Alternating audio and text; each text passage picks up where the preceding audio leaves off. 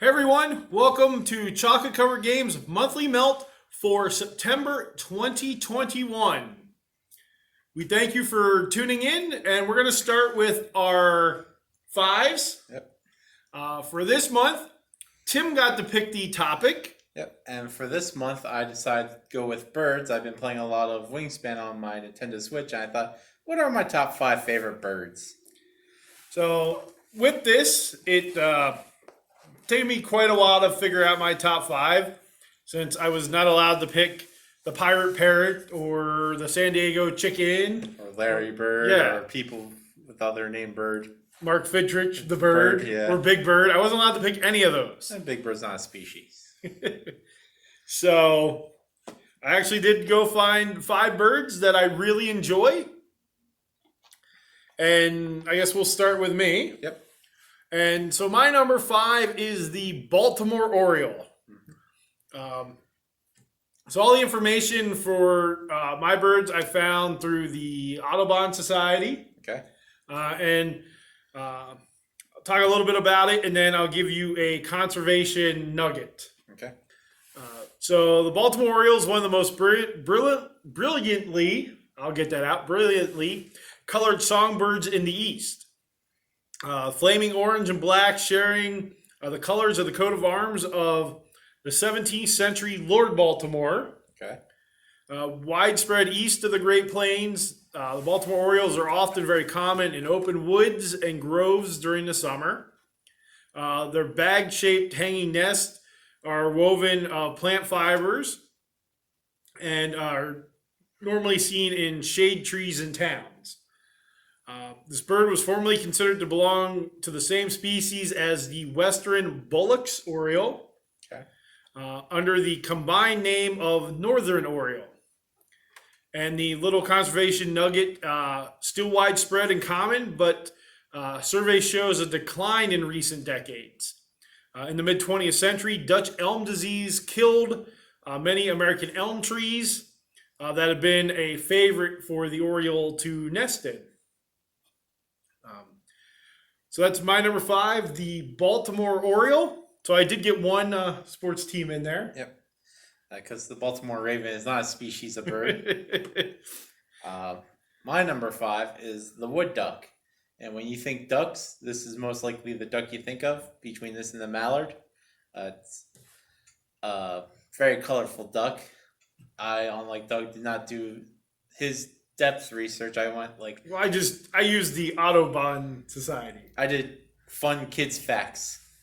So one of the fun facts they have is when ducks are born, wood ducks anyways, the day after they're born, they jump out of the nest willingly and start living their lives. You know, these ducks don't mess around.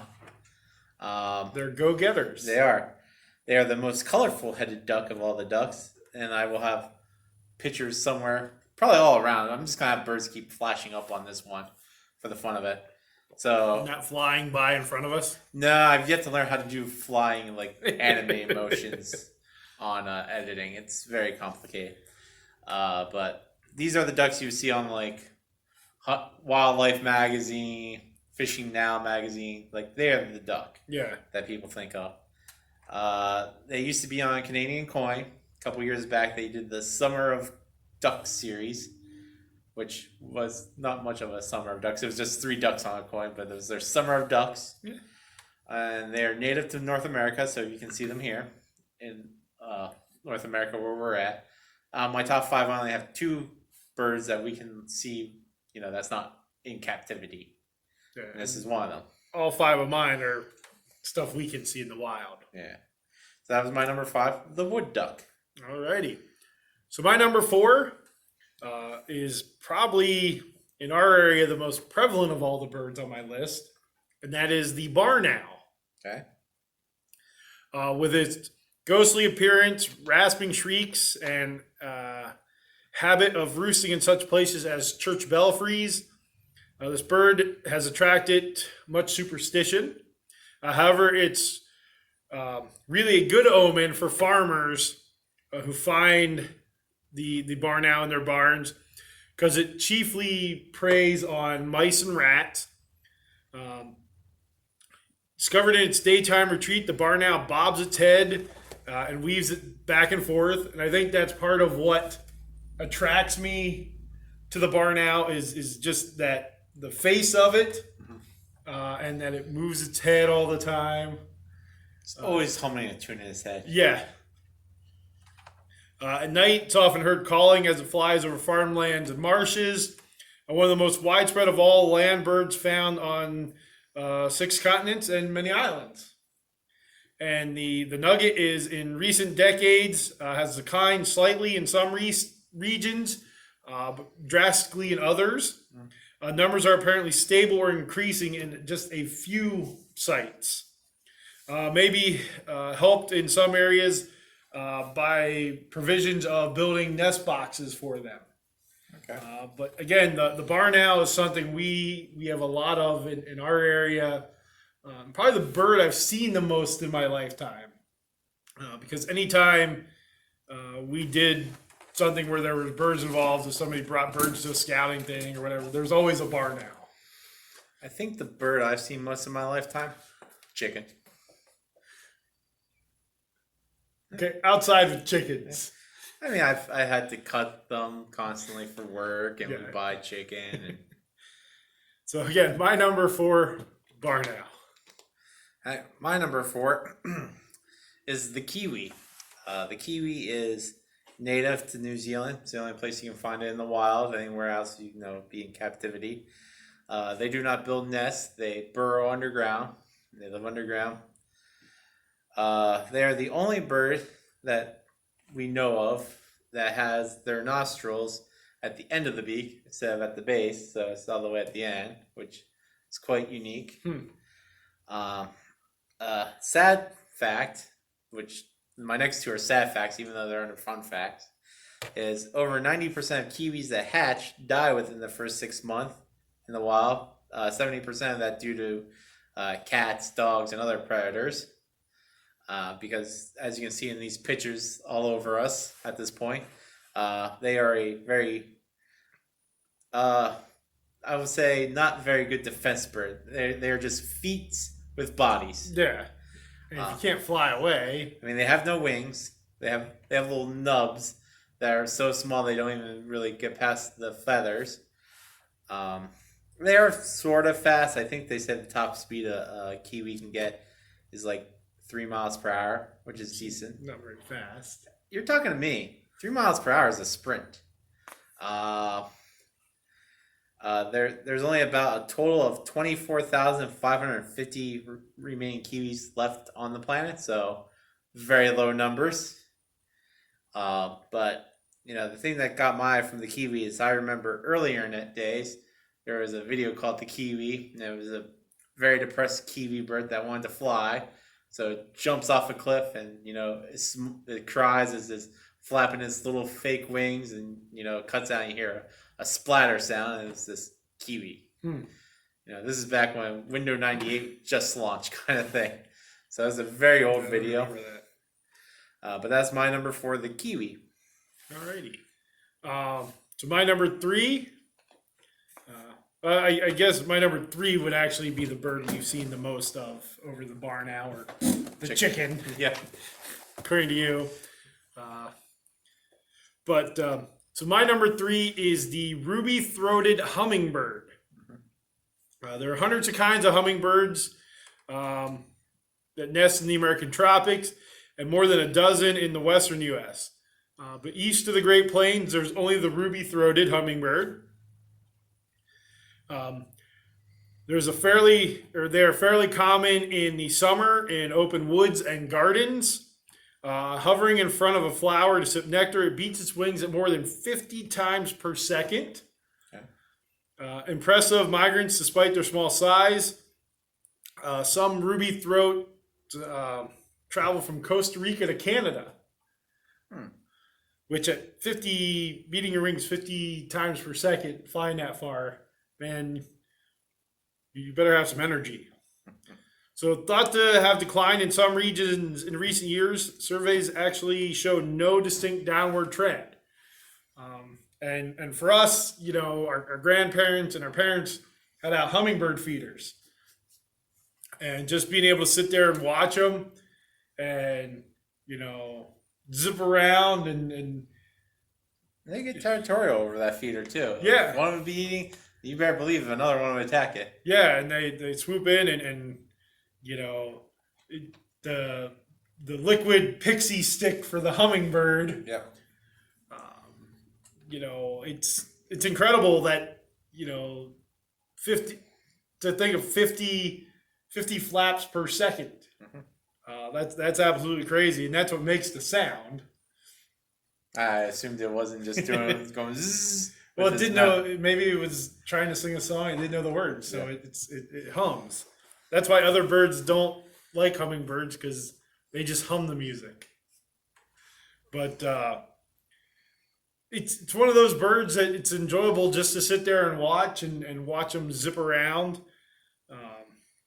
It's very impressive to watch them zip right into the feeder, and they can just hover right there and peck their beak into the little hole to get the stuff, and then it's so just always moving. Yep. But yeah, that's my number 3, the ruby-throated hummingbird.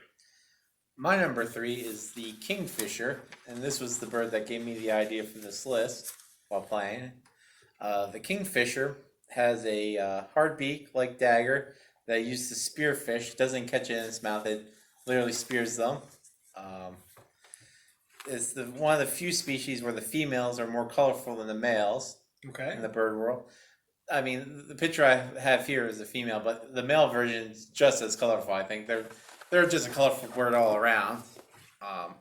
Both pair of kingfishers work together to build a burrow instead of a nest.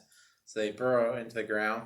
And they tend to do it around water. It's their main area of living. These birds, when they catch fish or other prey, they beat it to death on rocks.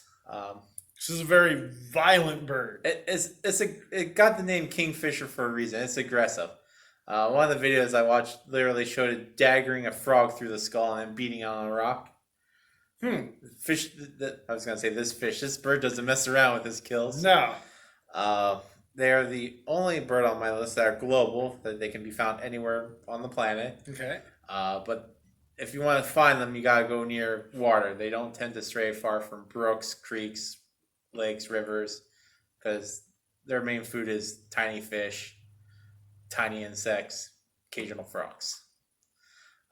So they know what they want to eat, and they will kill for it. So that's my number 3, the Kingfisher. And I've actually, never seen one, even though we do have a very significant creek by us. They're trying to get named a river. Nah, it's too small for a river. But I've never seen one. I would think they'd be more prevalent, in the coastal areas, but apparently not. Nope, anywhere that there's fish to be killed, you can find them. So my number 2 also has a drink named after it. But this is a bird that Ben Franklin wanted to be chosen as our national symbol. And that's the wild turkey. And although the barnyard variety apparently is not very bright,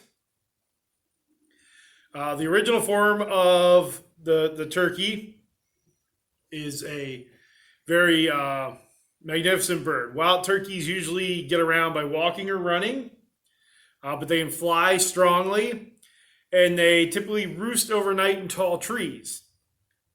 Turkeys were formerly considered to belong to a separate family from other chicken-like birds. There are only 2 species of turkeys. Okay. Ours, the North American one, and the ocellated turkey in Central America. And numbers seriously depleted by beginning of the 20th century, but has been reintroduced to most of the former range and established in new areas, still increasing in many regions, and is now adapting to edges of suburban habitat in many eastern states. Out where our parents live in the western part of Pennsylvania, I think there's been a huge increase in the turkey population. Whenever we go out, I used to never see very many turkeys. Now I see turkeys all the time, including for the first time, a mama turkey with like 6 or 7 very young turkeys went across the road in front of me one time up there. And I'd never seen that tiny of a wild turkey. But I really didn't think that there was a huge difference between a wild turkey and your barnyard turkey. I guess it does make sense. Yeah.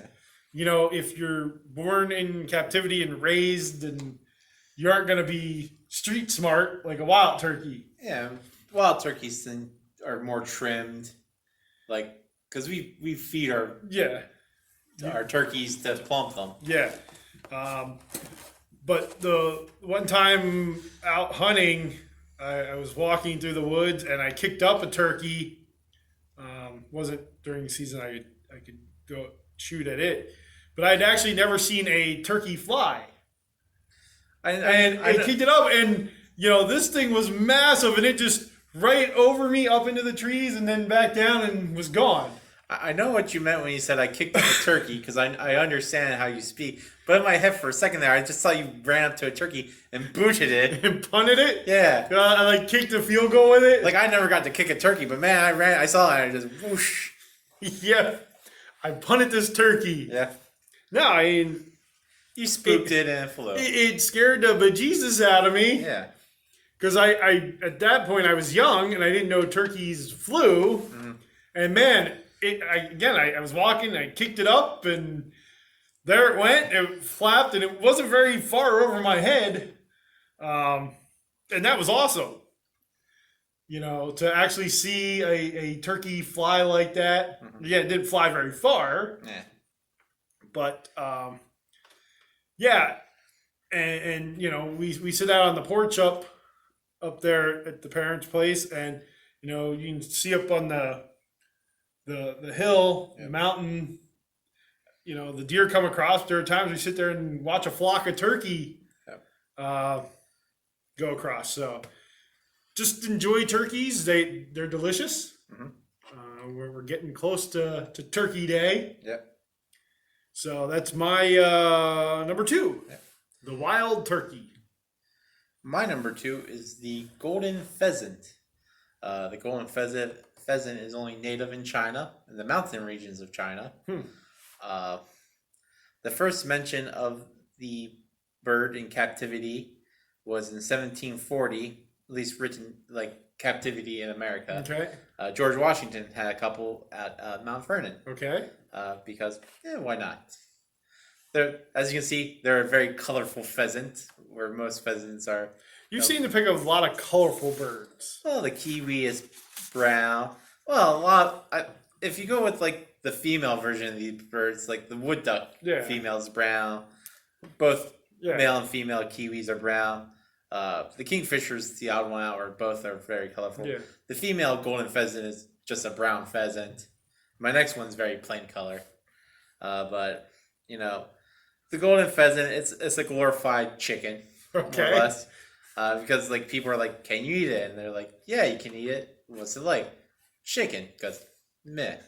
Everything tastes like chicken. Yeah. They say more or less you probably won't eat it, because when you buy them, most of them are $200 a shot for these chickens. Upscale restaurant. Yeah, I mean, but if it just tastes like a regular chicken, like there's high end other types of chickens out there that taste gamier. Yeah, but would you rather be like, what'd you have for dinner? I had chicken. I had golden pheasant. I had golden pheasant. I had golden pheasant nuggets. I could just lie and say that. He was gonna call me out on it and be like, show me your bill. But they do have some lore around them. Okay. To this day, yes, some people believe if you catch a golden pheasant in the wild, you get 3 wishes granted. So they're like the genies of the bird world. Well, then I need to go find one of these. Well, then you gotta go to the mountain regions of China. I mean, I guess if you have a zoo and they escape into the wild. There we go. But they wouldn't have that at our local zoo because ours only has North American animals. But yep, the golden pheasant is it's the Cadillac of pheasants. Apparently. Yeah, I mean, it grants you wishes, costs you $200 to buy. But now I'm wondering if it tastes like chicken. You can buy their eggs, but their eggs also run you about $200 an egg, so you get a dozen for a good bit of money. So I had a golden pheasant. They'll just say their eggs scrambled eggs. They say their eggs taste like duck eggs. Never had a duck egg. They're fattier, creamier. But yep, my number 2, the golden pheasant, because it grants you wishes. There you go. And my number 1, probably the most majestic bird on the list. Yeah, chicken. It's not a chicken, or a chicken hawk, or a chicken little. Chicken vulture. Yeah, well, there are no chicken vultures. Yeah. It's turkey vultures. That's a smaller turkey. Turkey vulture almost made my list. I almost had turkey vulture, and vulture because they're 3 separate birds. Yeah. But I went with the bald eagle. It's not always so majestic in its habits. It's often feeds on dead fish that washed up on shore, and it steals food from ospreys and other smaller birds. At other times, however, it's a powerful predator. Seriously declining during much of the 20th century, the bald eagle has made a comeback in many areas since the 1970s. Big concentrations can be found wintering along rivers and reservoirs in some areas. Numbers declined seriously during the first 2/3 of the 20th century. Shooting was one of the major causes. Even after the eagles were given full legal protection, they continued to decline. Probably mostly because of the effects of DDT and other pesticides. Following the banning of DDT, numbers have been increasing gradually since the 70s, with spectacular recovery in some states. You said DDT. For some reason in my head, when you said DDT, you thought Jake the Snake was is DDTing birds? He's like, I love this majestic wild. And like a dead fish is next to him, and bird comes up and he just DDTs. Well, I'm sure he DDT'd the gobbledygooker. Yeah. Which was a turkey. Turkey vulture. Yeah. So yeah, Jake the Snake probably did DDT a bird. Yeah.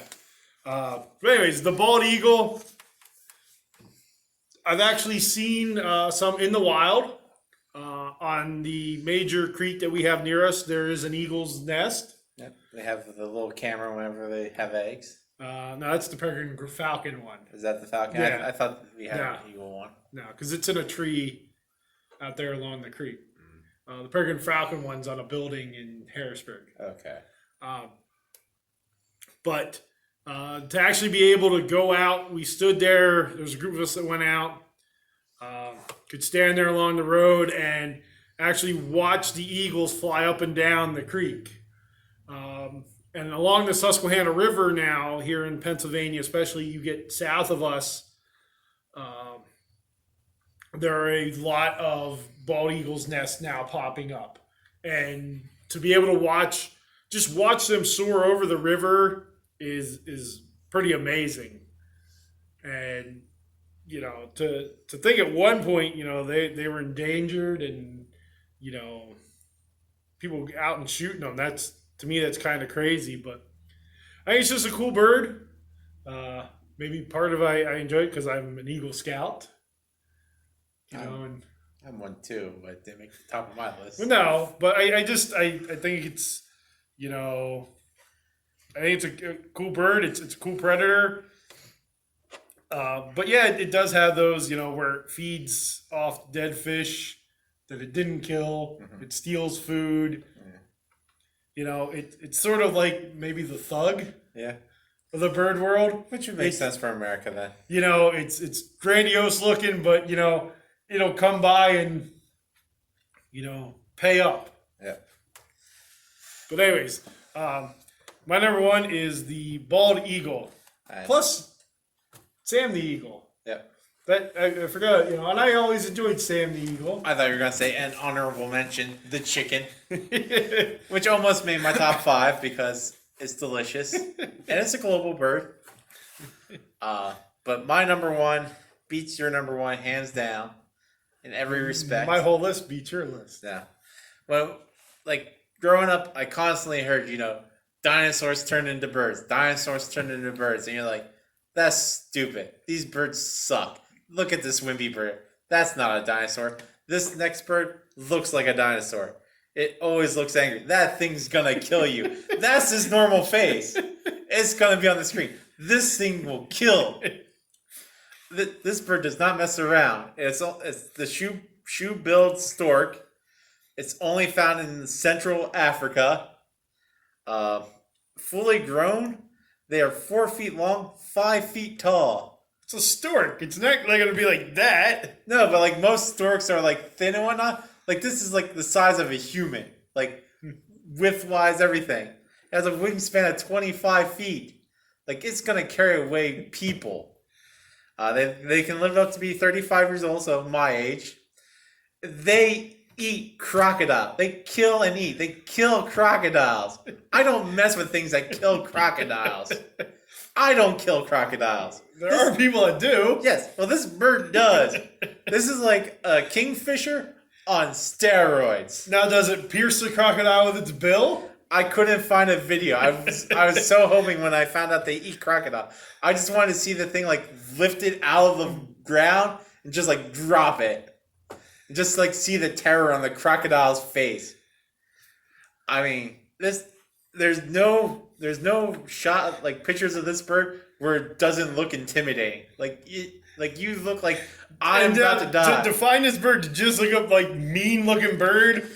No, I remember seeing this bird a couple years ago because it was just I thought it was a hoax kind of article because it was a stork standing upright, like it didn't have its bent at his knee because it was like getting ready to attack something or scare.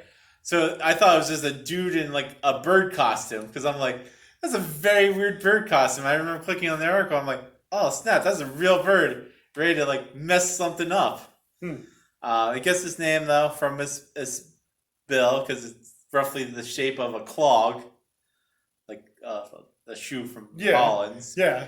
Which is also weird because, I don't think of clogs in Central Africa. But I guess the Dutch did explore a lot down there. Probably. Take a lot of stuff. But yeah, it's a murdering machine, this bird. And it's gotta be. It is close to the extinction line. Because people like to hunt it for hunting's sake. It's one of those African animals that, people hunt because they're in Africa and they are hunting. Sadly, because there's not many native predators to it. Yeah. Man's its biggest predator. I guess any animals fighting is also its predator. I'm assuming the crocodile. I'm assuming this thing can probably take down a lion if it wants to. I mean, I've got to look into this bird now. Yeah, if you type it up on your phone, just type up images. There are some meaner images than this. I just like this one because it's head on. Like that could be a sports team's logo. Yeah. That's how mean this. But nobody's like, I'm facing these shoebill storks. Hey, if that's the picture of the logo, I'm like, would that be your team? It might be. I'm like, oh, I'm not gonna care about like the cardinal. Ooh, it's the cardinal. What's it eating? Berries? This thing eats crocodiles. I mean, it is a tall, aggressive bird, and the wingspan is just ridiculous. 25 feet. Yeah. I mean, that's almost what a small airplane. No, 25 feet is not a small airplane. Yeah, maybe. I guess 25 feet. It's pretty long. Yeah, I guess it could be a small airplane. But yeah, luckily for us, it's only native in Central Africa. Well, if it doesn't fight humans, why is that lucky for us? How do we know it doesn't fight humans? Maybe we would have known more about it because the guy saw it eat a crocodile. I was like, oh, thank goodness something clear. Turns around, he's like, oh, snap. And it's like the scene from Jurassic Park with the raptor. Where he's just standing behind him?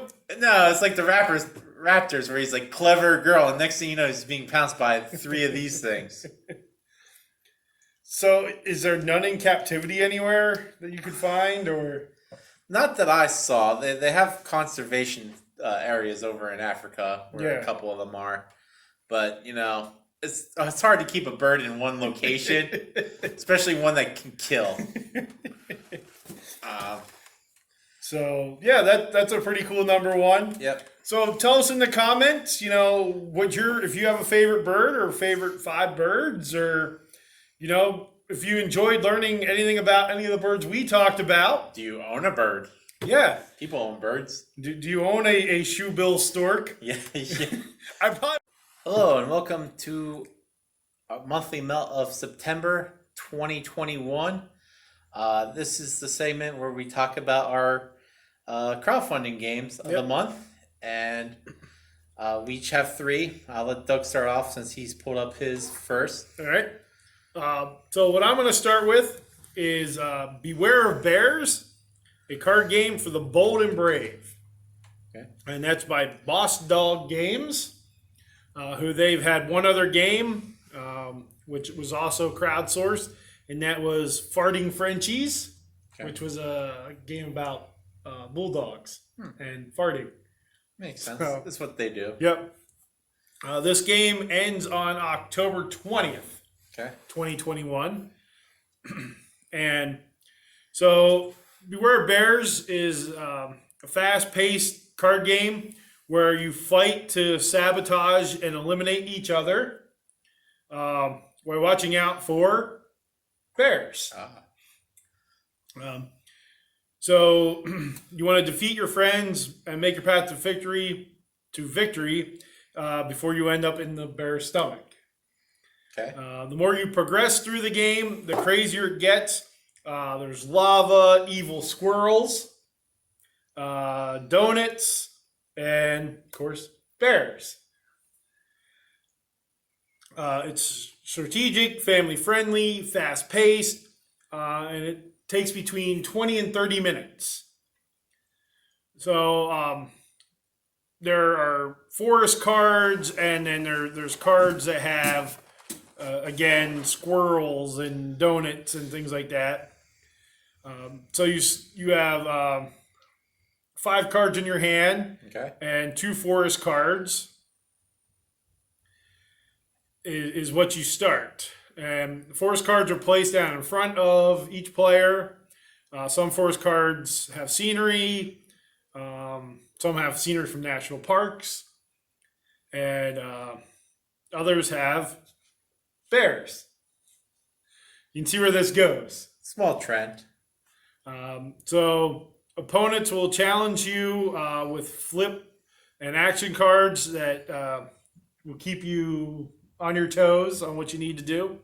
They'll also sneak in forest cards where they'll secretly sabotage you with bears. I was going to say donuts this time. And there's action cards, which let you peek at cards, flip cards. There's a card where you can have a good old bear stare down. What bears are known for doing. Yep.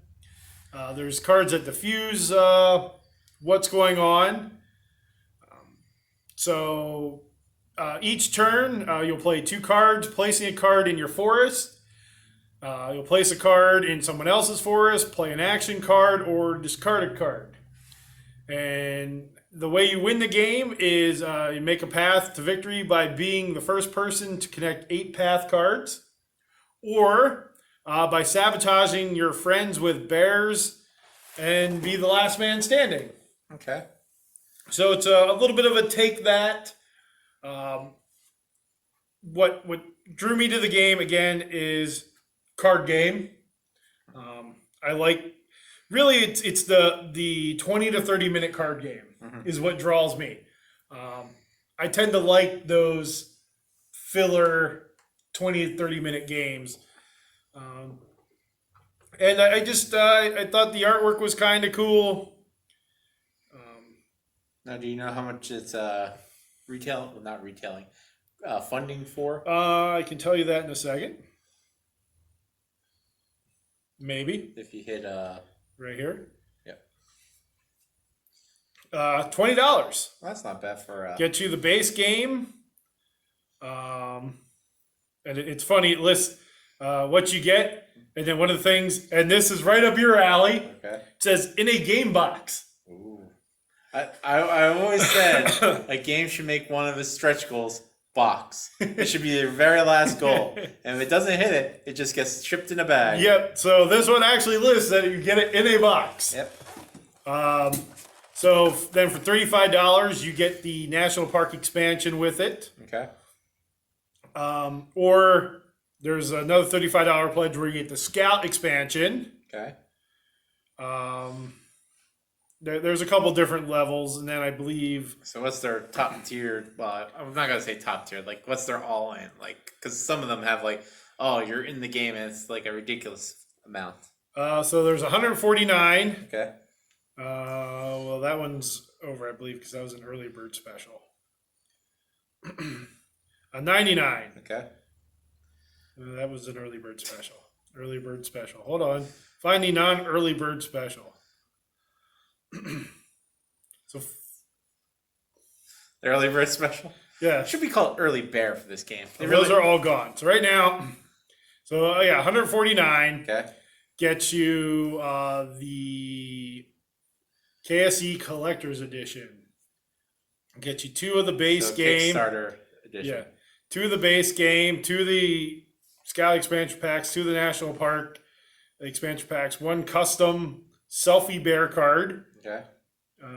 2 sets of 6 limited edition KSE bear action cards, 1 engraved, autographed, and numbered wooden collector's box, Ooh. 1 KSE BOB Lost Bear plushie, But autographed by who? probably the designer. Okay. I thought it was like just a bear print. They do have a retailer bundle. Okay. So there's a bunch. Again, it fits that short card game. And again, like I said, I tend to seem to like those now. I'm not though every once in a while I'm okay sitting down playing like a 3-hour game. But I've become more geared towards the short games. So again, that's Beware of Bears from Boss Dog Games, ending October 20th, somewhere around there, if my math was right. October 20th, 2021. If you backed their previous game, or you've played it, or if you were able to play a version of Beware of Bears, maybe if you were at Gen Con and they were there and had a pre-sale edition, I forget what the word I'm actually looking for. Let us know. I guess since you went with a small game, I'll go with my smallest game on the list first. And that is Insurmountable. It is a solo game made by Button Shy, or being put out by Button Shy. Which we enjoy their stuff. Well, we'll get to that when we get to our games played this month, because we did play Well, we enjoy most of their game. stuff. Well, even the game that we played wasn't bad. No. Rule books are hit or miss for the Yes. company. But they have a series of solo games, and this is part of their Simply Solo series, Okay. which is fun to say. It will end today, September 25th, in about 10 hours. It has funded, and it's a solo game, as I said, about climbing a mountain. You have a deck of 18 cards, and then throughout the cards, each one has a little trail and like a post, like a sign, tell you what you do next, like, dead end, or like continue forward, or play 2 cards, or get rid of another card. The key is to keep going until you reach the top of the mountain, which comes at a random point when certain things are met. It's very hard to describe this game because there's only 18 cards, and like the rules kind of keep changing to make it play. So it's a very hard game to describe. It's a very quick game because once again you're playing by yourself. Yeah. It's a puzzle. It's a more puzzly game. It's kind of like what's the one? Sprawlopolis? Yeah, Sprawlopolis, but mountain. Then I'd enjoy this because I love Sprawlopolis. Their Kickstarter right now, you can also back the other solo series games they have out there. I think their top tier is, well, I'm not going to count their top tier, which is $72 if you want 12 copies of the game. Well, that's for a retailer. Yeah. But But the top tier that you can back at right now is $50. That Right. gets you their newest game from the Simply Solo series, which is Insurmountable. Their past ones, which is Food Chain Island Yeah. and Ugly Griffin Inn. It gets you all the expansions from all three of them. Okay. 2 expansions for the new Mountain one. 5 expansions for the Food Chain Island, and 4 for Ugly Griffin Inn. Their solo series games, Simply Solo series game, Okay. are highly rated amongst all their Button Shot games. For a good reason, because it's a game that you can carry with you and play by yourself real quickly. But like I said, that game ends in the backing ends in 10 hours today. So by the time you see this, it will have already ended. But like most fundraising things, you can always join in later through late pledges and whatnot.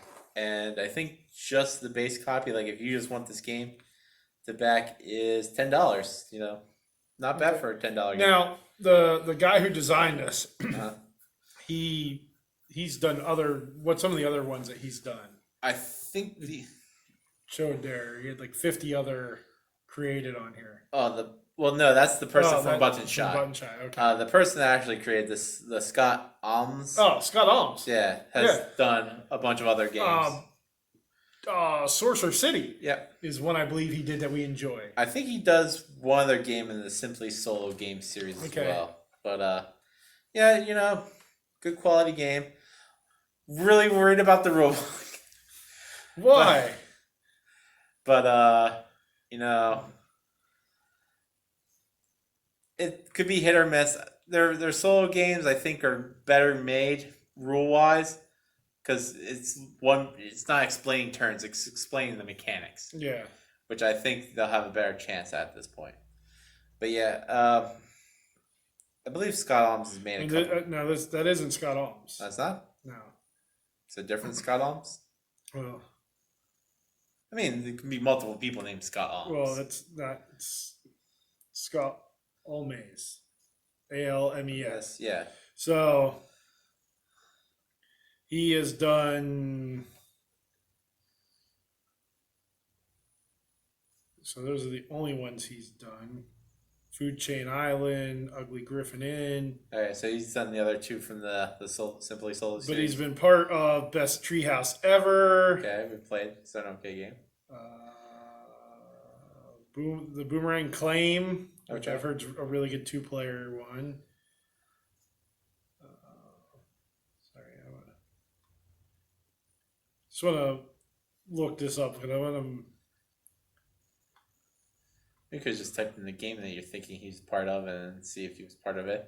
He's part of the Tiny Epic series. Okay. He did a bunch of those. I believe he's part of them. I mean, I guess if your wheelhouse is small. So yes, he's not the guy who did. Sorcerer City? Yeah. Okay. But, Sorcerer City. what? So this is what you get with us. Everything on the fly. Well, if we thought he was part of it. That was Scott Caputo who did Sorcerer City. Okay. Different person. Yeah. At least as far as they know. They are 2 different people to themselves. As far as they claim. But yeah, that's my first Kickstart on Insurmountable. Like I said, it's going to end today. So by the time this comes out, you would have missed the time. But there's always late backing. Yep. So. All right. My second one is not a game. I can be like Tim. It doesn't have to be. But it is game adjacent. And that is the Meeple Light. Ooh. It's a giant meeple with 19 dramatic color patterns to choose from. Okay. 20 static color options. Multiple lighting patterns and static colors are easily chosen when attached to a 3-button USB controller. Okay. It comes with a tree attachment, so you can put it on top of your Christmas tree. So we're getting this for the church, is what you're saying? That would be awesome. So there's the $20 pledge. Okay. And by the way, this ends October 4th, 2021, if I didn't mention that. So the lightless pledge at $20, it has no light and it comes in a solid color. Okay. So it's literally just a large meeple. Okay. That's a color. You can pick red, yellow, blue, green, or the standard options with more colors become available through stretch goals. Okay. Then there's the $36 pledge, Okay. which you get 2 lightless meeples. So those are the 2 stack ones, right? Yes. Okay. For $49, that is the meeple light and comes with a tree topper attachment. So $49, you can get the one That changes. that lights up. Well, they all light up. No, the other 2 didn't. Oh, they're just a plain Color. Okay. But they're not a light then. Yes. Yeah, the first 2 are not lights. Okay. So $49, you get the meeple light. Okay. At $64, you get the meeple light and 1 lightless. $72, you get 4 lightless ones. Okay. $79, you get the meeple light tree topper, 6 ornaments, a chit biggie, which I'm not sure what that is. Sure, I have to beep that out. Well, it's chit minis and a meeple key. It's a big chit. But to me, I'd want the one that lights up. So that's $50. Yeah, actually, I think I would add if I would back this.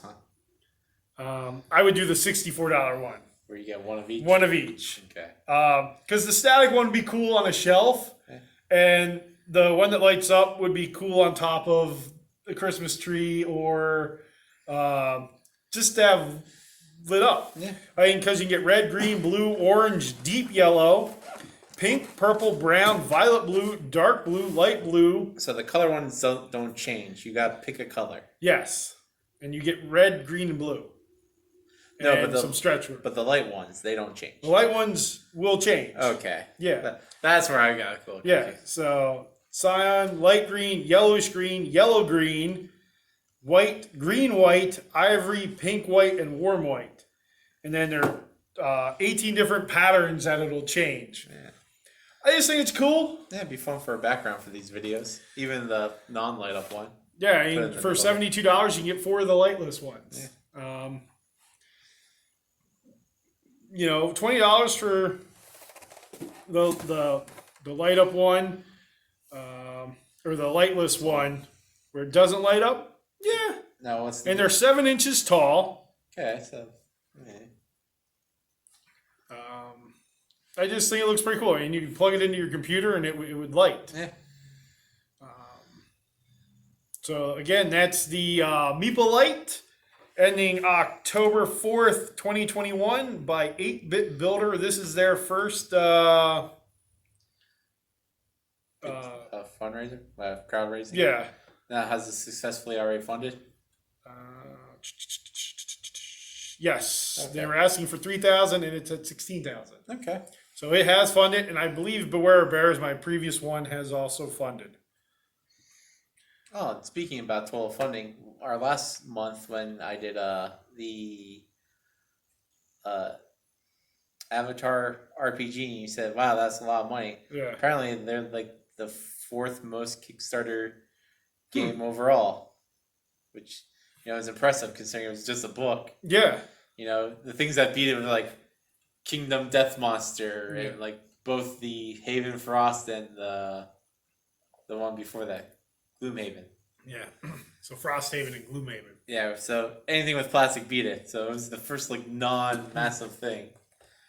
But anyways, getting back to the topic here, my number 2, well, it's not number 2 for ranking these. Yeah. My second Kickstarter for this month. Well, that's your number 2 Kickstarter, or crowdfunder of the month. Well, all mine are Kickstarters, so this month is Artisans. I was going to say Artisans of Splendid Vale.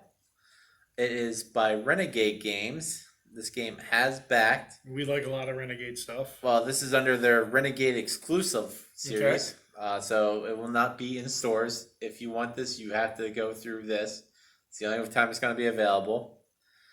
It's got 14 days to go, so it will end October 8th at 7 p.m. You can tell it's an expensive game because they've only had 1,000 backers right now, and they're at a pledge of $110,000. Ooh. It's not a cheap game. What is the pledge level? Base level, if you want just the base game, it's the $100. Oh, well, I can't say anything. But for this I'll just say what you get for the $100 because that will make it explain the game easier. For the $100, you get 4 character books. Each book has over 270 pages currently. So you're buying a set of books. Character boxes, which will contain individual character decks, character meeples, character equipment cards central to your characters, character sheets, individual sheets, dials, 64 meeples screen printed currently, a action scenario book that has 70 pages, 12 engraved unique dice, a large box inside your box to hold all 217 cards that come with this game. You gotta love boxes and boxes. Yep. A foldable adventure log world map. It's like a map that you go cross country with, not like a board. A component box, which contains, terrain tokens and other little things. And that's all that comes in the base game. I don't think there's a non-base game. Is there? Let's see what the highest pledge is. The highest pledge is $180. That's all in. That comes with the core game, and it also comes with all the stretch goals, plushies, 3 plushies. So is this a what's the word I'm looking for? Because it comes with a recharge pack. Legacy game. Sort of. This game, the best way to describe it is it's like what was that Plaid Hat game that had the adventure book with the sleeping child? Was that no? That wasn't Plaid Hat. That was Red Raven. No, Plaid Hat. No, Stuffed Fables. Yes, is that Plaid Hat? Yeah, it's Plaid Hat. Are you sure? Yes, I know what games made by. I bet you're wrong. It's like Stuffed Fables that is played on a book that each page has maps and scenarios on them. Okay, I don't like you. Because I was right. Yep. Yes, I know. But it's also a mixture between an adventure book and the one game where it's choose your own adventure. Yeah. Because each of the 270 page books are choose your own adventures, but you're playing them at the same time. So one person will be like, I decided to do this. And it'd be like, everybody turn to this page. And then you act out your little thing like, oh, so-and-so is a jerk. I shove him. Or, oh, let's get so-and-so. Yeah. So it's choose your own adventure books on top of an adventure book map. Yeah. It's very confusing. I've watched them explain it. All right. They said there might be more books getting unlocked to it. And I'm assuming the recharge pack does make it a legacy type game. Because that's where you get recharge packs. Yeah. So I'm assuming there's stuff that changes in here. I guess if you pick different things, it will affect you, because it is a choose your own adventure. Yeah. It looked fascinating. I remember looking at this and thinking, man, this is something I want back. And I looked at the price. I'm like, that's $100 for a choose your own adventure book. Well, so the gentleman that designed this game, Nikki Valens. Sorry if you're watching this. It could be Nikki, a woman. No, it's okay. It's a guy. Well, Nikki, maybe.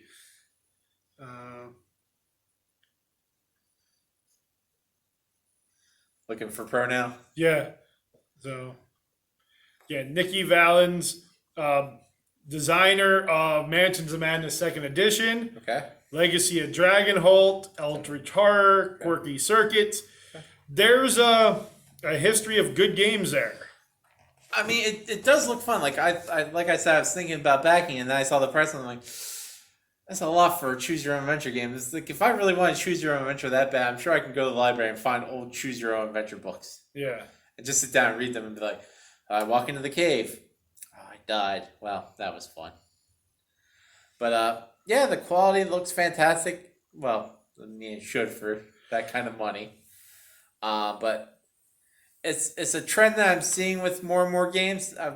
Because this is now part of the Renegade exclusive line where they're making games that won't be in stores. It will be here in secondary markets. So I don't know. I don't know if that's the trend I care for. Where games will only be available here. If you miss out, well, too bad on you. Unfortunately, I think you're going to see more and more of that. I mean, I get it. It's a big project. Yeah. And I can't see them not mass producing it, but producing it to where it's just going to sit on a shelf. Like at our local favorite game shop. Like I can't imagine Tom buying this, the owner, and saying, hopefully someone will buy this and have it sitting on the shelf. Because that's a large investment on his part at that point. Yeah. So I get it. So, Miss Valens, I'm sorry. See? Told you that's a woman's name as well. Yes. I just was going off the first name. Yep. But you've created some amazing games. Yeah. So that was my second game of the month. Artisans of Splendid Valley. Or not Valley. Vale. Just seems like it should be called Valley, but yep, and that goes until October 8th of this year. Up next we have Doug's our last Kickstarter. Yep. My final Kickstarter or crowdsourced game today is Masters of the Universe, the board game, Clash for Eternia. Okay. It's a competitive one versus many or fully cooperative action-driven board game. You choose to play as the heroes or the villains. Their unique abilities for each person. You upgrade your skills, and you fight to win for Eternia. So I'm assuming, and I guess I shouldn't assume, but I'm guessing many of you have already seen tons about this game because it is a CMON game. And again, if you're watching our channel, you're probably versed in many CMON games and what they come out with. It does end October 1st. And I am really on the fence on whether I'm going to back this or not. Okay. I love Masters of the Universe. It's my favorite cartoon from when I was little. And the thing that gets me, and I know $110 price point for the base game is nothing for board games nowadays. But for me, that is a lot. I haven't spent more. I probably never spent more than $50 on a game. In fact, I think the last game I bought here was the most expensive game I've ever bought, and that was $42. It would have been 50 some, but I got the discount. So I have a hard time spending a lot of money, even though I know $110, you get a lot of gameplay. There's gobs and gobs of plastic minis. Is that what a herd of minis is called? A gob? Yeah. So you get the base for 110. You get the base game with the stretch goals, where they add other heroes like Buzz Off and Mech Neck, Moss Man, and a bunch of other ones, and they had villains like Spikor and Clawful and Faker, Blast Attack. So for $110, you get the base game, you get the stretch goals, and you get the Kickstarter exclusive Faker. You can also get Battle Cat, Panther, a bunch of other 3D tokens and boulders. King Randor, Prince Adam, Queen Marlena, Terror Claw, Skeletor. You know, and that's all the stretch goals. So for $110, you do get a lot. At the $220 level, you get you get the base game plus the expansion, Assault on Castle Grayskull, and you get Castle Grayskull. Plus all the other rewards that come with it. So all those other stretch goals or minis or whatever they're calling it. So if you wouldn't want the expansion and you just wanted the Castle Grayskull, you'd add that for $75. If you didn't want Castle Grayskull and you wanted the expansion, you could add that for $50. Or, you know, you go all in for the $220 and you can add a Shira expansion for $50. You can add a playmat for $35. You can add a 3D Ruin set for $25. 3D Nature set for $20. 3D Rock set for $15, and Marble Dice for $12. And what we figured came out to like $370 some if you went. It's like $479. All in, it's really expensive. But you know, if you can do it and you love it, go for it. Yep. I think it'll be awesome. You know, getting to play as He-Man or Teela, Man-at-Arms, Ram-Man. Or, you know, on the other side, you got Triclops and Skeletor, Evelyn, Beastman, Trapjaw, Merman. I mean, now, was Man of Many Faces a bad guy or a good guy? I can't remember. Man of Many Faces. You remember him? Yeah. Got the face. I know. Man. Triclops was the bad guy. I want to say Man of Many Faces was a good guy, but don't quote me on that. It was a long time ago. That was like 35 years ago. You should remember it perfectly. But there's a lot you get with this. The artwork looks awesome. There is just so much. I don't know what to say. This really tugs at the, not heartstrings, but tugs at the nostalgia. I was gonna say like liver strings. Yeah, the nostalgia of those of us in our early 40s. And game looks awesome. Artwork looks cool. Minis look cool. And again, the price point is right where it should be. You said that it has a solo variant, right? I believe there is a solo variant. Because games this big, I always think would be more fun as a solo variant, where you're not having to worry about how somebody else plays to ruin your experience. And maybe I don't know if I saw solo. I know there's cooperative. At the top, we should say like blank out of many players. Well, it's cooperative, or it's competitive one versus many, or cooperative action driven. It doesn't say solo.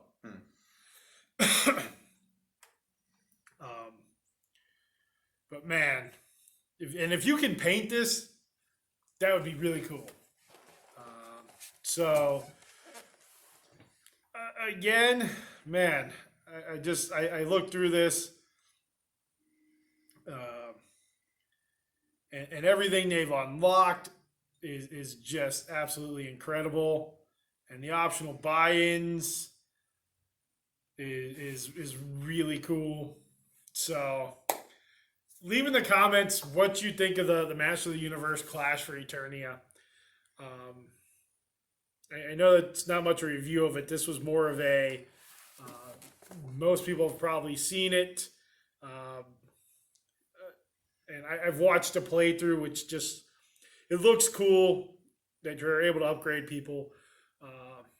Again, for me, it falls out of the realm of what I normally spend, but so once there's so much Kickstarter exclusive. Again, that fear of missing out, will that drive me to this? I don't know. You just have to wait and see. I'm fighting back and forth. I know if I had a good brother, that would Correction, a rich brother.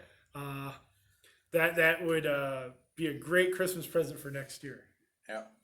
So, Master of the Universe, Clash for Eternia. And my final Kickstarter for this list, well, not this list, for this part of the video, is The Spill. Speaking of plastic, this game deals with oil, which oil makes plastic.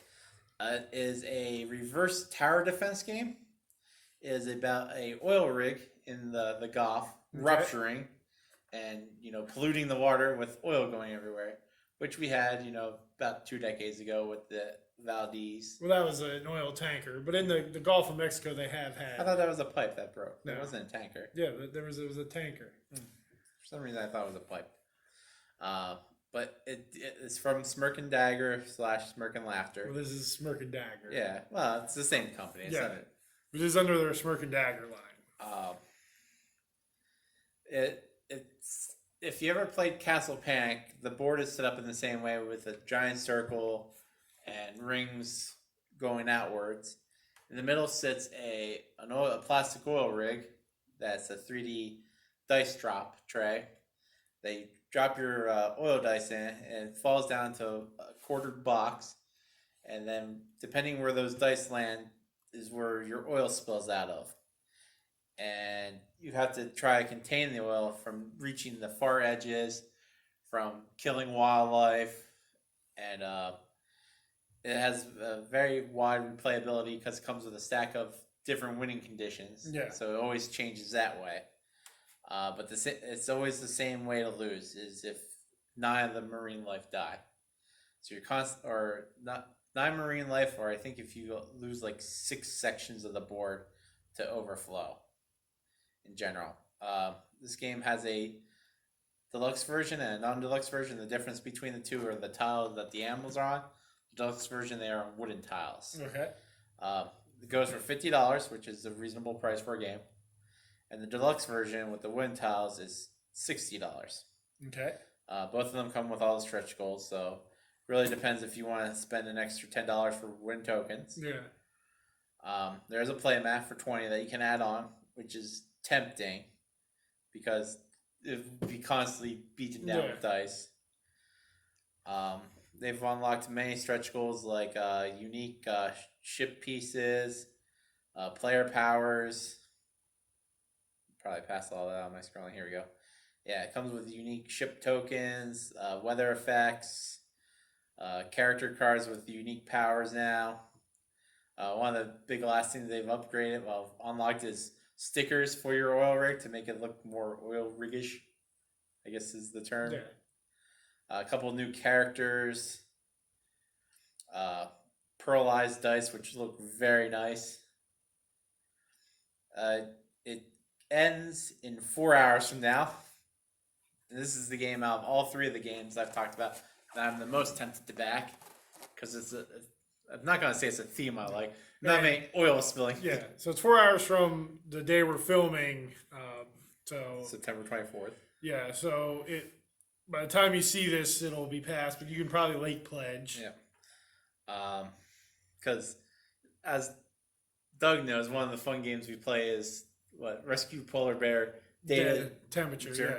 Yeah. And then another game is Hot Shots. Yeah. I like games about disasters. They're just fun. So this would easily make it into our disaster set of games. Like I said, Smirk and Dagger makes a lot of fun games that we played before. Yeah. One was like Emergency Rush, something like that. Paramedics Clear. That's Smirk and Laughter. Yeah, that was a very fun game. I'm sure we played 1 or 2 other games of theirs. Very good company. They have reached their goal, so it is going to happen. And this is by a first-time designer. Yep. So, but it's a unique concept of a game because most tower defense games is you're in the center, everything's surrounding you. Yeah. Where this is the problem's in the center, and you're surrounding it. Yeah, just looking at it, listening to it, I think it sounds really cool. It does sound like a game that is right up our alley. I mean, I love Castle Panic because at the end of the year I've been guilted into making my top 100 games. And that made my list. Are we going 100? I thought we were doing 50. Well, I made my list of 100. Okay, so we'll do a top 100. There you go. And I remember Castle Panic being on Kickstarter a couple months ago. The huge deluxe thing. And I really debated getting it because it is a game that I super enjoyed, but I decided I'm never gonna, because it came in like a chest this big. Yeah. I'm like, I am never gonna pull this out or have a place to store it. And I'm just fine with the base version of that game. Yeah. I don't need all the other things. We're not completionists. We're not, deluxe. We're not even finishes. Sometimes I'll just walk away from a game turn 3. Yeah. But it is We're definitely not perfectionists. no. You can tell by our videos. But it's the spill. Check it out online. Yeah, and again, if you're backing any of These games. put them down in the comments, or any games that you are backing, or there games that are on any of the crowdsourcing sources that we should check out, that you think we need to take a look at, that we missed. I know we can't cover everything. Tim just pulled up one here on his computer that I really considered talking about. It has 221 unique dogs. I didn't know there was that many dogs. Dog Park, a game about walking dogs. That almost made my list. Is that what this is about? Yes, I didn't know. it's a board game about walking I dogs. thought it was about kenneling. But I decided to put the meeple light on just because wanted to be something different. And we try not to always hit the huge ones, the huge games that everybody else covers in depth. Even though I know we don't really cover things in depth. We just sort of talk about them. We are just two guys talking about games. We ramble about things. Yes, we ramble a lot. But that's why you come here. Comes with a box sleeve. You know Right. I love a box sleeve. And if it's UV, Spotted box sleeve? yeah, then you're really about it. Forget about it. But again, tell us what you're backing. Tell us what we missed. Tell us what you think about the games we talked about. Yep. We do thank you for watching. And as always, hit that like button, hit subscribe, ring the bell. Share the video. That does help. Yep. Watch the rest of this monthly melt. The rest of the section should be coming out. Or if you're patient, you can watch it all in one giant video, which is the way to do it. Put it on the 2 times the speed. Well, you have it in the background while Yep. doing other things. But again, thank you for watching. As always, goodbye. All right. We really need to catch your exit. Like, we melting your brain, not in your head. Yep. We melt your brain. As always, we're bittersweet. Hello and welcome to Chocolate Covered Games Monthly Melt Games Played. Yep. For the month of September 2021. We played 5 games, and the first game we played was Unlock Mystery Adventures, the Nautilus Traps. We won't spoil anything with that, but I guess the only thing I can say about that game is we are terrible I don't think at Unlock games. I think you get impatient. I don't get impatient. Yeah, you do. We are just terrible. We were, like a half hour overtime? Well, more so over the time. It's just we had things that reset the time some. Yeah, our total, because it gives you the total time taken with penalties. Our total time taken with penalties was 2 hours and 30 odd minutes. Yeah, we're just terrible. So, but they're fun. Mm-hmm. The Unlock series is fun. We do have a lot of good times playing that. It was better. First time we played one of those games, we had a bigger group, and the gaming group we played with, and we enjoyed it. Just us two, we just missed things. I think I'd almost enjoy these more just as a solo game. Oh, you can play it solo. Yeah. And go back and play that one. Yeah, I could. I don't remember the Yeah. answers. That's the thing. They say, once you play those, you can't really play them again. I don't really remember a lot of the things with those. You can ask Tim, as we talk about the games we play, I just don't remember things. I'm getting older here, and the memory isn't what it used to be. Yep. But that was the first game we played this month. Yep. The second game we played was Walking in Borneo. And that is Emperor S4. Okay. And AEG. Yeah, that's what I thought. First. What'd you think of Walking in Borneo? Well, this is like the second or third time we played it. It's an okay game. It's the goal in the game is to make a city block, I guess, in Borneo. Yeah. And you have to have houses that all have the same colors, but they can't be next to each other. Well, no, it has to be one of each color. Yeah. So, but they can't. You can't have like yellow next to yellow. Well, no, you can't do two yellow houses. Yeah. It was one of each color. So yellow, green, blue, red. And it was one of those things where when you have the block of 9 cards, the bottom row of the house, or the bottom level of the house, middle of the house, top level of the house. And then, so you can take the bottom card, the bottom 2 cards, or all 3, or the top 2, or the top card, or the top and middle. So you can't ever just take the middle. And it's puzzly because you can only keep so many cards in your hand, and the different citizens of the town will get you different points. Yeah. They're looking for different things. One wants all different shops. Yeah. One wants houses that have cats.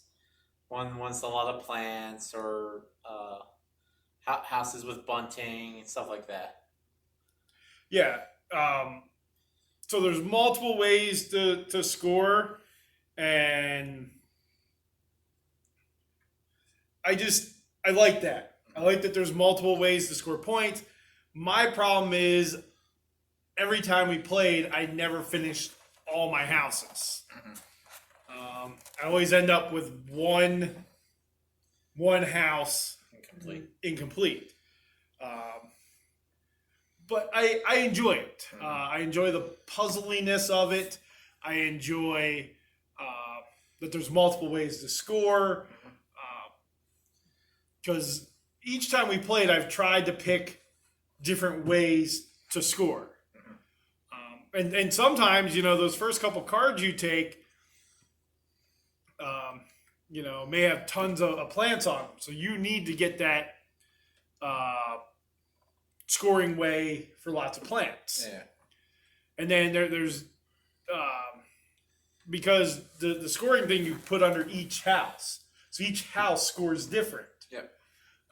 So real puzzly, I enjoy it. Again, it fits my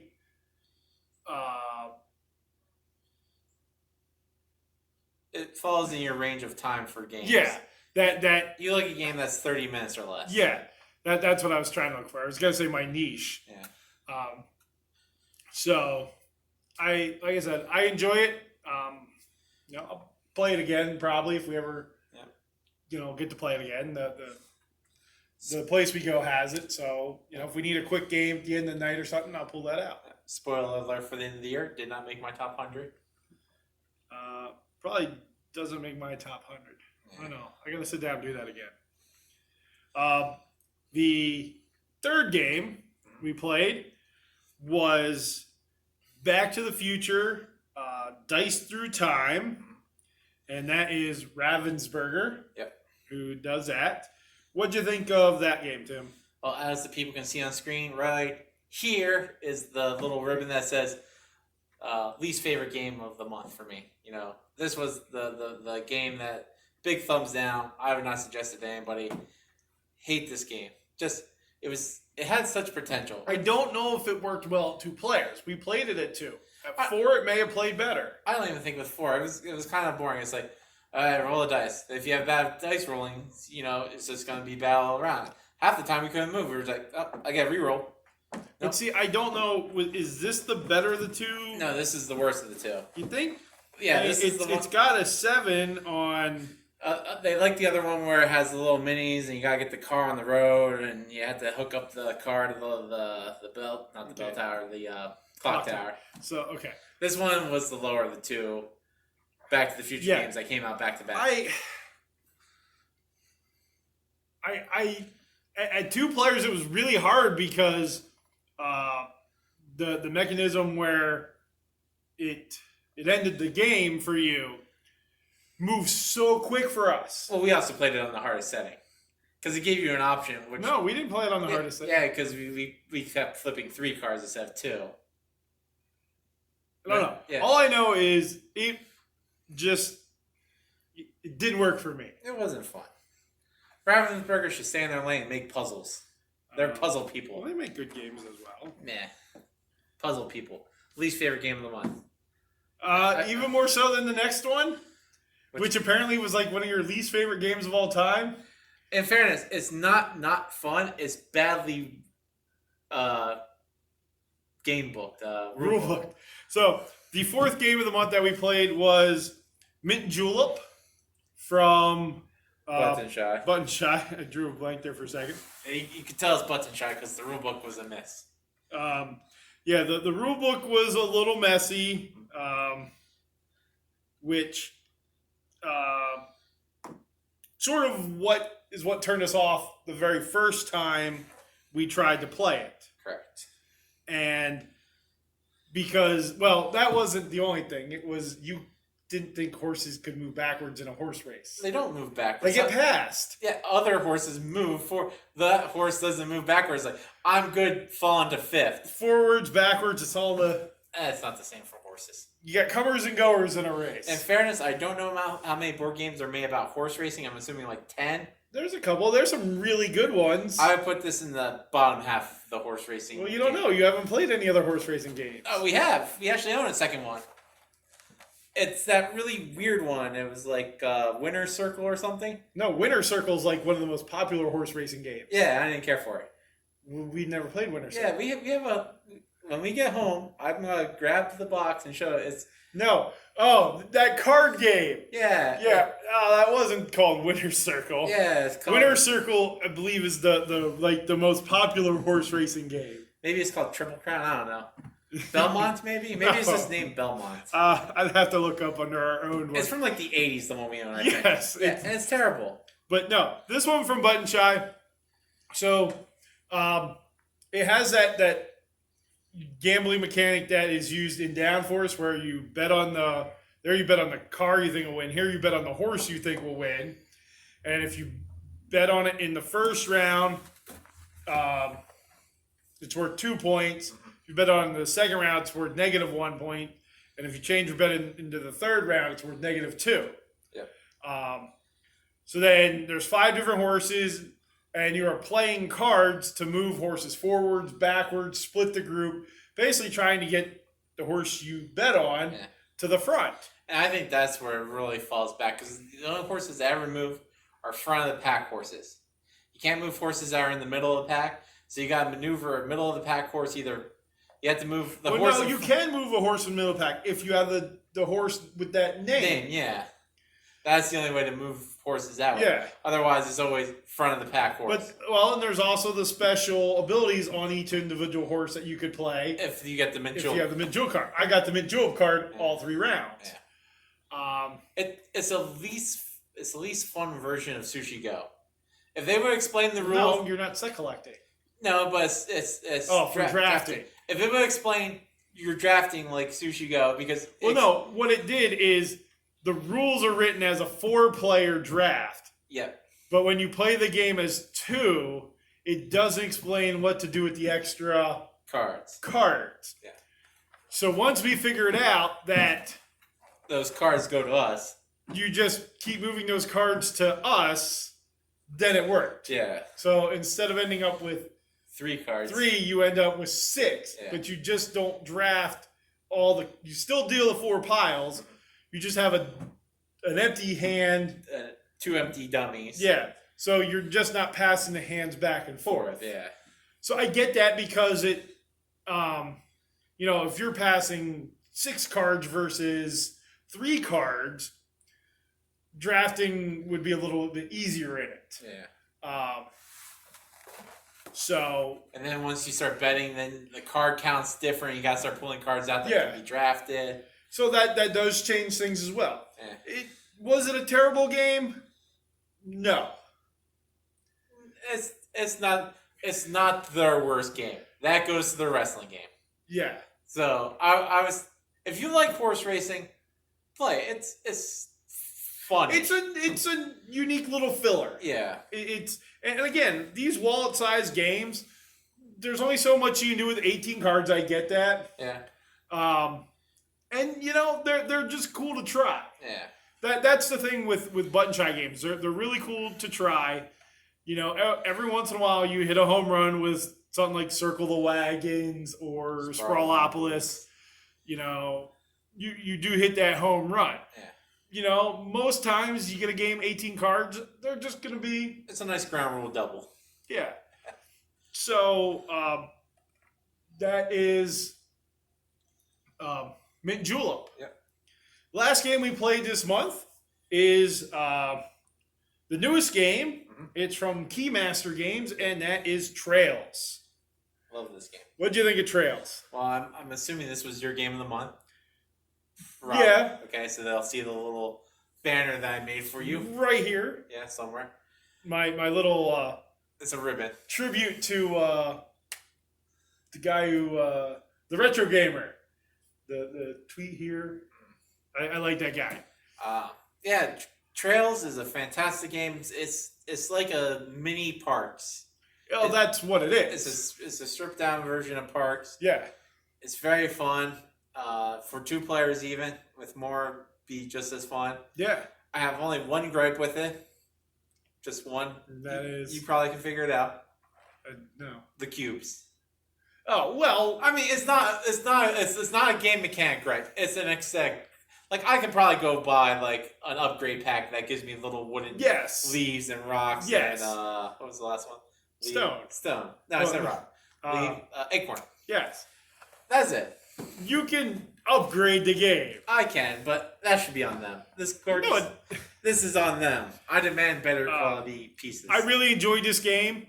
If I had to pick Parks or this to play, I think I'd pick this. Because it's a shorter, streamlined version. Yeah. Now, only if we upgrade to the point where we have individual badges. Go out and buy merit badges and tons of merit badges. Yep. Just glue them to the card. Yeah, I enjoyed this game, and again, it fit that half-hour time frame pretty much. Yep. Just super fun, great little game. Did Keymaster do Parks as well? Yeah, this is the 3rd game in their in that series, in the National Park series. Yeah, because they did the memory ones that we own as well. Now I will say they did Campy Creatures. They did Caper.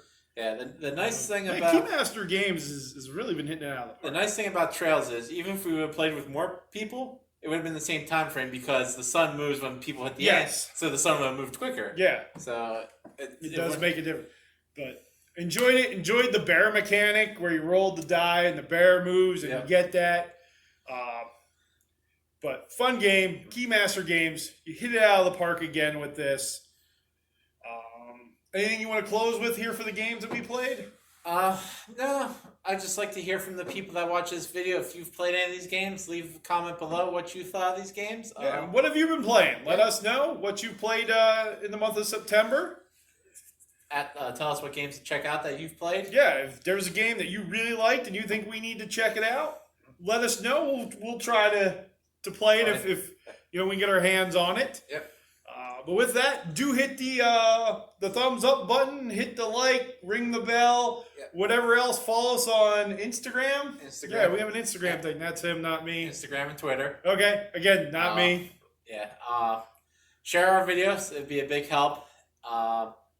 Stay tuned for the rest of the monthly melt videos. Yep. And we'll have a grouping at the end where all the videos are together. Yep. Again, that's all him, not me. I will give him credit. He claims I don't. But thank you for watching. As always, stay sweet. Okay. We'll be bitter. There you go.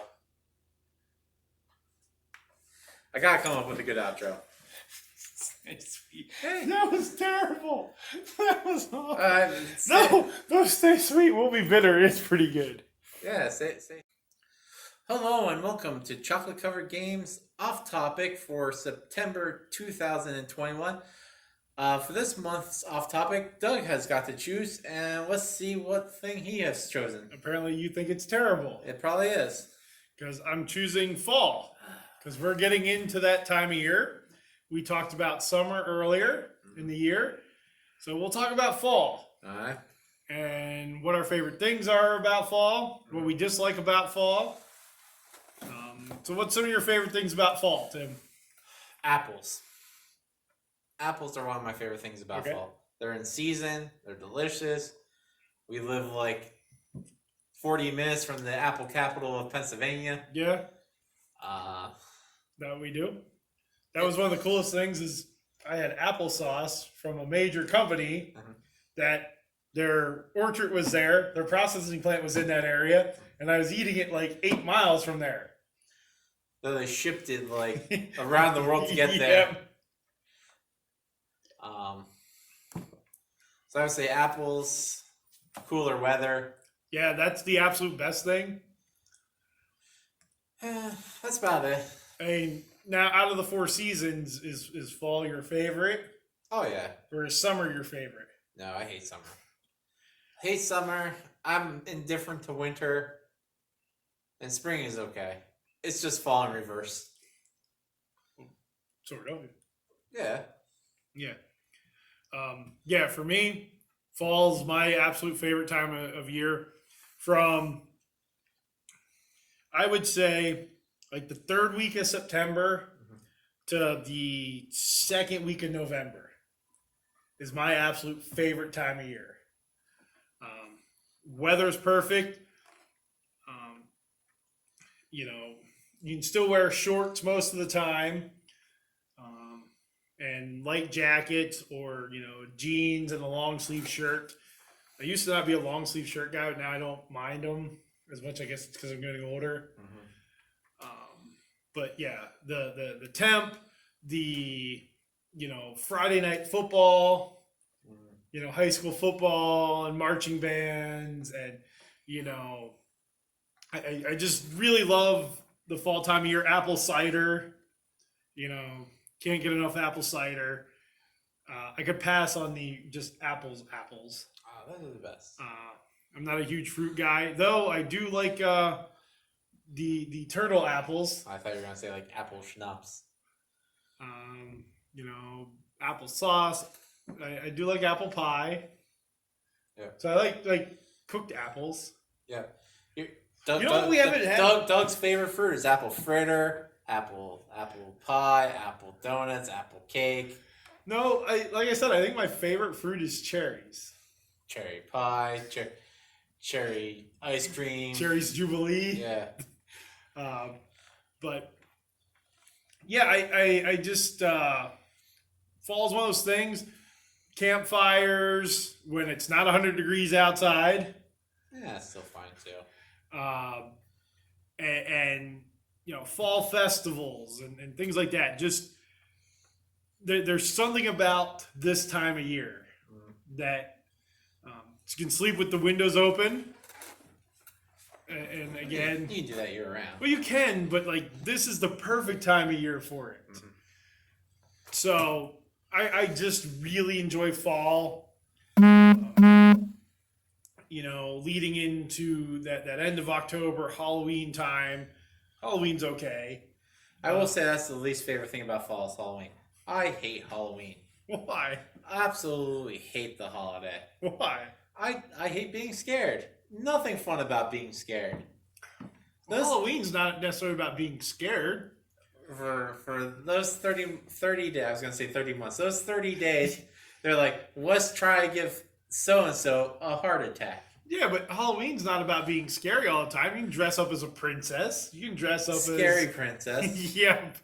You know, you can dress up as a fireman. You can dress up as... Scary fireman. I don't know, a ladybug. Scary ladybug. You know. There's phobias for everything.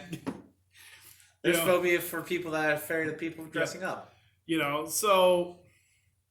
You know, Halloween's okay. Now, do you consider Thanksgiving fall or winter?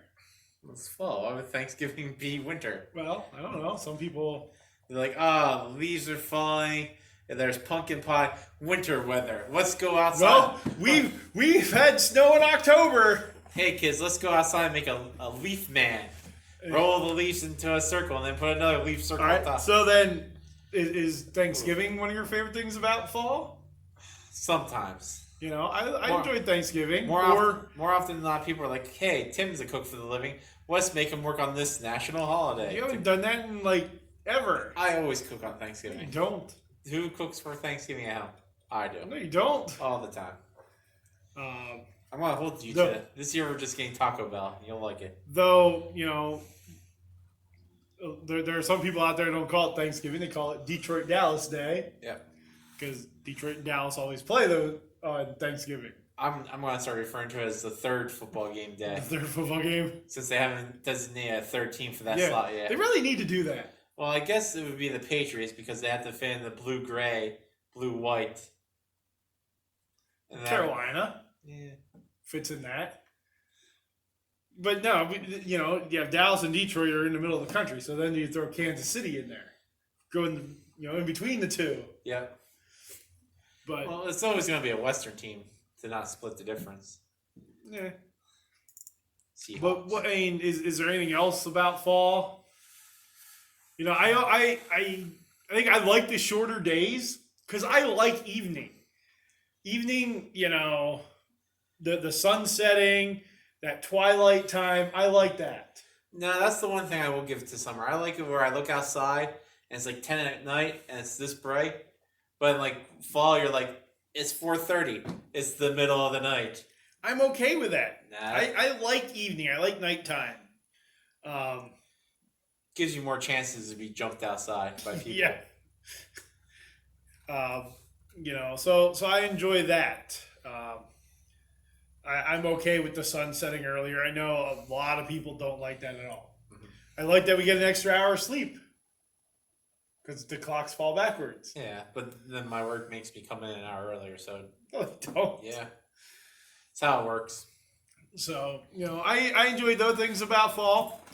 Really, you know, is there anything that you really don't like about fall? I told you, Halloween. I hate Halloween. That's the thing in fall. Are you telling me Halloween's not in fall? No, but Halloween is not the thing you hate the most. I hate Halloween. And again, and why is this? Because I hate being scared. People that like being scared are weird people.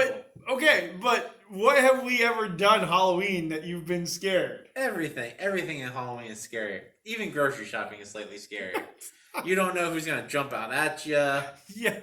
So does that mean when you walk down the cereal aisle and Frankenberry and Boo Berry and Count Chocula are there? The cereals get scarier. Yeah.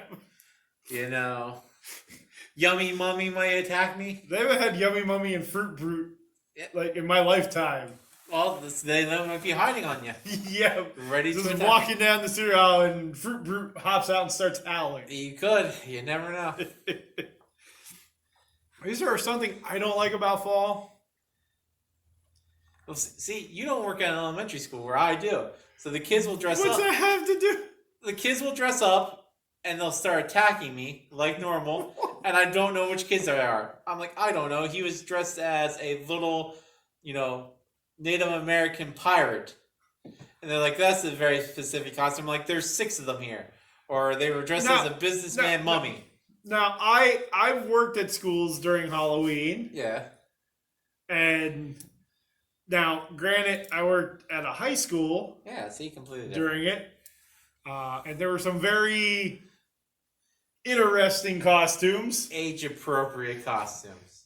Not necessarily. I see, but I'm already even before Halloween. I'm already verbally scared of these kids because they come after me. Had a kid today ask me. So are you telling me that watching the Great Pumpkin is scary? I actually never watched the Great Pumpkin. Never watched that one. Never watched. But wait, so you watch all the Treehouse of Horrors from The Simpsons? Yeah, because I'm a completionist for The Simpsons. I don't like those episodes. Yep, I never heard you going, ah! Yeah, because I know it's The Simpsons and I know it's a parody. It's not. Those ones aren't scary. They're scare parodies. Scarities? Yeah. I'm still not buying this. I've lived with you my whole life. Yeah, and I hate Halloween. And I'm not buying it.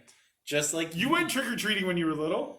Doesn't mean not against my will. No, it was not against your will. Against my will. They're like, you're gonna dress up as this, and I was like, no, what did you dress up as when you were little? Do you remember?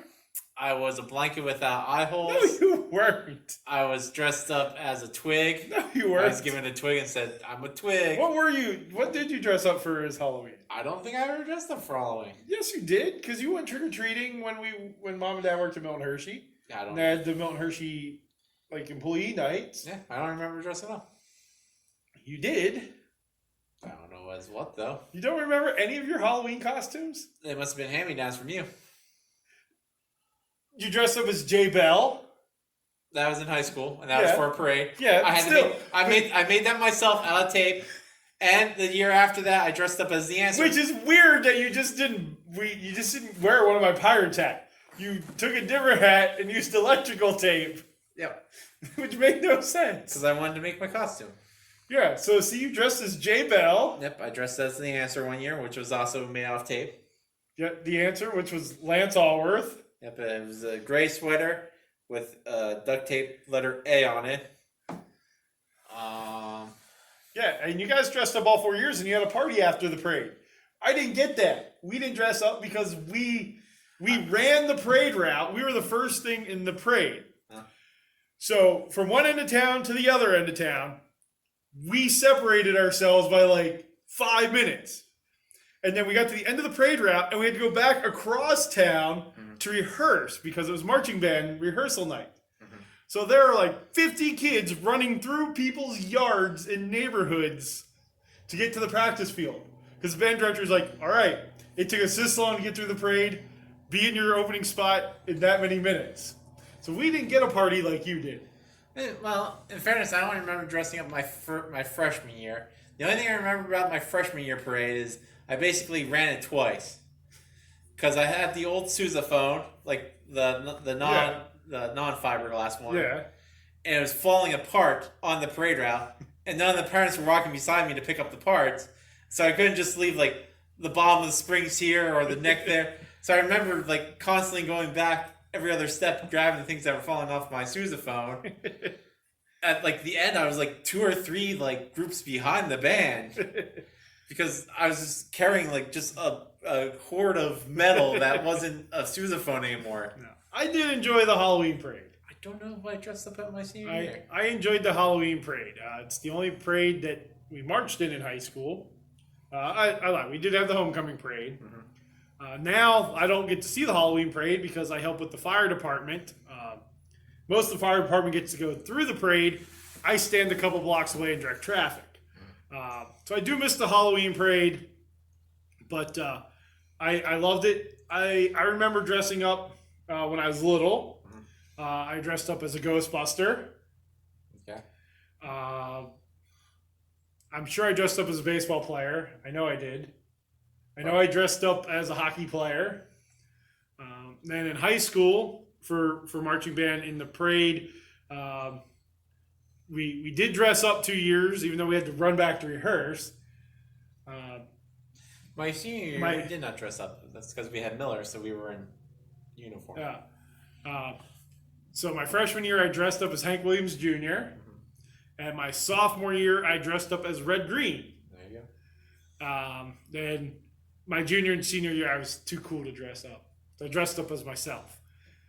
But so I enjoyed that. The Halloween parade, another great fall tradition. You're constantly taking me to Jason Woods and. See, I don't even like that. I'm not a. But if you love Halloween, you gotta go to these top No, American. I'm not a fright person. I'm not a big scary movie fan. I mean, we got 2 of the top 10 scariest locations in America in our area. Jason's Woods and Field of Screams. Yeah. I think Field of Screams is number 3 in the nation. Field of Screams is apparently amazing. If you're in the central Pennsylvania area and you like Halloween, the scary stuff, Field of Screams is the place to go.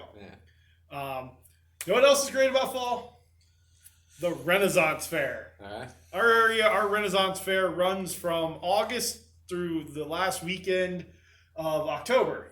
That's why I dressed up as my freshman year. I had my monk costume. Because I remember that was a pain too, because I was collecting stuff and I wasn't able to have my legs go massively far because my monk costume. But our Ren Fairs weekends, August through October, and that is again another amazing thing about fall is our Renaissance Fair.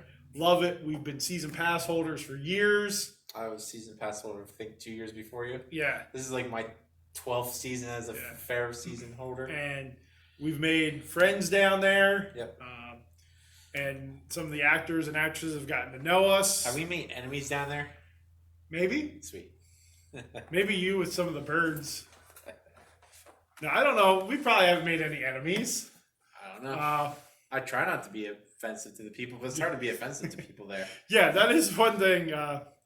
But it's enjoyable. Love it. It's one of my happy places. Yep. And it's always fun when we're picked for things. Yes. I didn't get picked this year by the one group, but they didn't pick anybody last year either to come up on stage with them. Probably because of the whole situation. Yeah. But yes, because they know there's a group that knows I embarrass easily. And so every year they pick me out once because they get the reaction they want.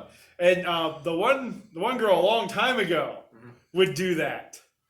Because she picked me to come up on stage to interpretive dance. Which you did horribly.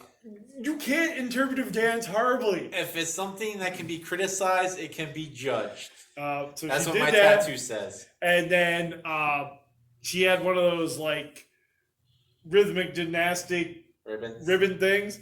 And the one time came up and started wrapping it around me and everything. And of course it got me to blush, and that was the reaction she was going for. So now I keep getting picked out by the one group, the washing well wenches. Because whenever they have to have somebody run up to somebody and hug them as their papa, it's easy to point me out in the crowd. They can be like, go with that big guy over there. Yeah. I just go with it. I'm like, I'll just hug this stranger, fine. But yeah, it's really cool to be able to go and sit in on shows of people you've gotten to know.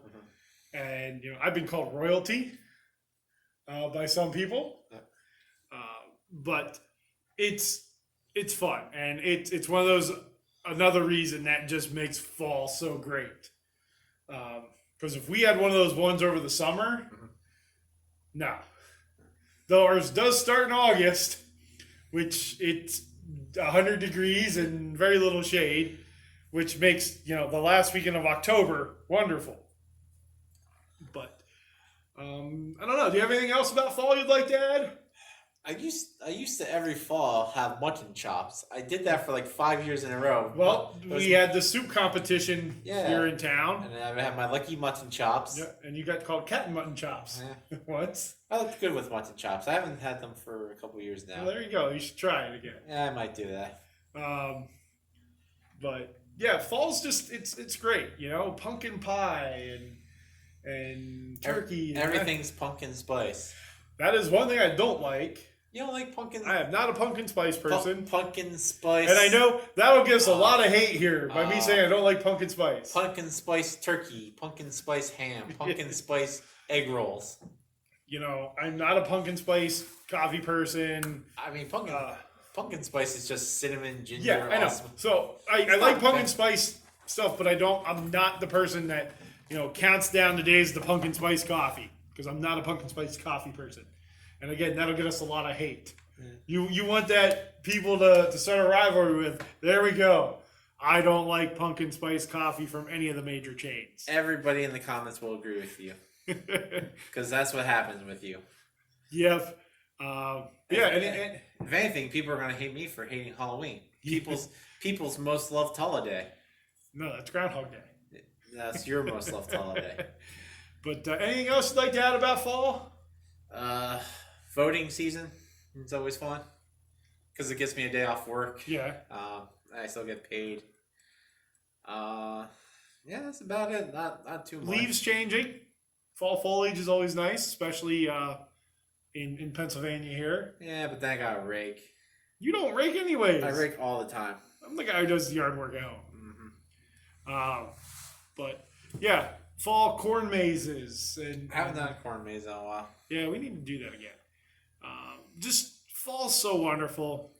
Leave down in the comments. What do you enjoy about fall? What do you not enjoy about fall? Why do you hate Halloween and why I agree with you?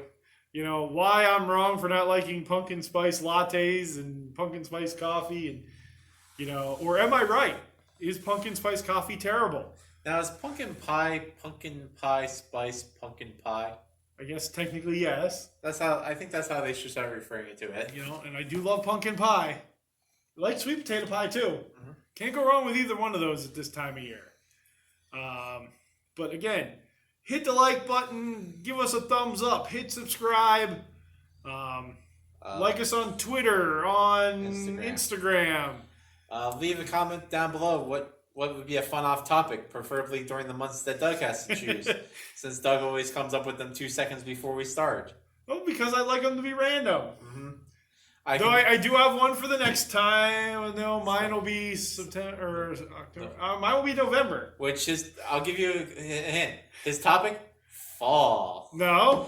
Winter. No. Might be pre-winter. It might be Thanksgiving or Christmas. That classical season of pre-winter. It might be the holiday season. Yeah.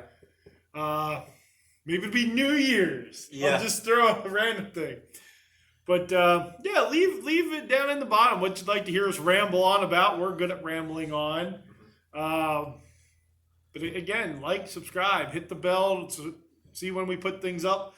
Hopefully we can start getting some more things up soon. Online.